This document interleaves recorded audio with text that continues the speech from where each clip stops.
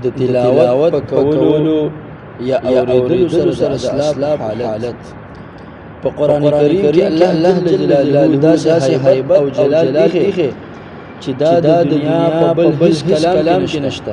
الله رب العزت فرمایي تقشعر منه جلود الذين يخشون ربهم ثم تلين جلودهم وقلوبهم إلى ذكر الله.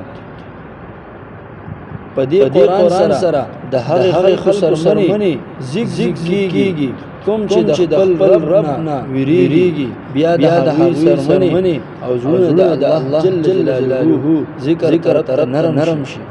دغه وجه ده چې صحابه کرام کله د قرآن کریم تلاوت کولو یا به اوریدلو نو کیفیت بدل شو، پسترګو به اوښکې راغلي. الله جل جلاله د دې بیان داسې کوي واذا سمعوا ما انزل الى الرسول ترى اعينهم تفيض من الدمع مما عرفوا من الحق. او کله چې هغه کلام واوریدو کوم چې رسول صلی الله علیه وسلم نازل شوی دی، نو تبه د دوی سترګې ګوري چې اوښکې بیا سسوي، ځکه چې دوی حق پیژندلی دی. همدغه رنګ د اسلام مبارک ډېر داسې واقعات نقل دي چې کله به دوی د قرآن مجید تلاوت واوریدو او په دې کې به د الله جل جلاله د عذاب تذکره وه، نو حالت به بدل شو او اکثره به بېهوشه شو. د تلاوت اوریدو د حضرت عمر رضی الله تعالی عنہ حالت حافظ ابن کثیر رحمۃ اللہ علیہ په تفسیر ابن کثیر کې د آیت ان عذاب ربک لواقع دلاندې د حضرت عمر رضی الله تعالی عنہ واقعه را کړي چې وشپا امیر المؤمنین عمر الخطاب رضی الله تعالی عنہ د خار د حالات معلومولو لپاره ووته.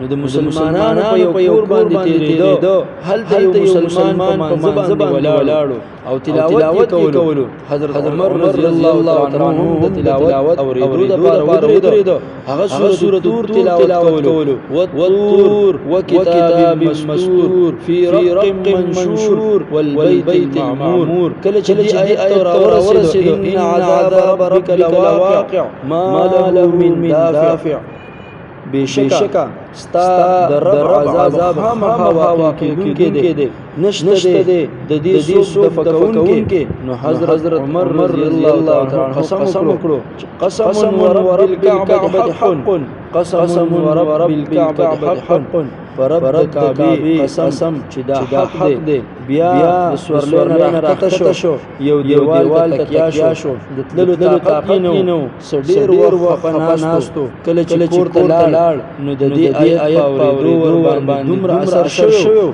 چې فمکث شهرا یعود الناس لا یدرون ما مرضوا. تر دې چې یوې میاشتې پورې مریضو خلک به بیمار سوی راتلو، خو هېچ چاته دا پته نه لګېده چې د ده مرض څه شی دی. حضرت ابو رافع رحمه الله فرمایي چې یو پیره ما د سحر په منځ کې د حضرت عمر رضی الله تعالی عنہ پسې ادعا وکړه. زه د سړو په آخري صف کې ولاړو. حضرت عمر رضی الله تعالی عنہ د یوسف تلاوت شروع کړو. دوی په ډېر اوچت اواز سره تلاوت کولو. کله چې دې آیت راورسېدو انما اشکو بثي وحزني الى الله، بشک زه بیانوم خپل خلقان خپل غم صرف الله جل جلاله ته. نو دومره وجړل چې د ډېرې جړا په وجه قرات بند شو، مخکې نور یې ونه لوستل شو. زه اگر چې د ټولو نه په آخري صف کې ولاړم، خو لیکن ما د دوی د جړا اواز په آخري صف کې هم صفا اورېده.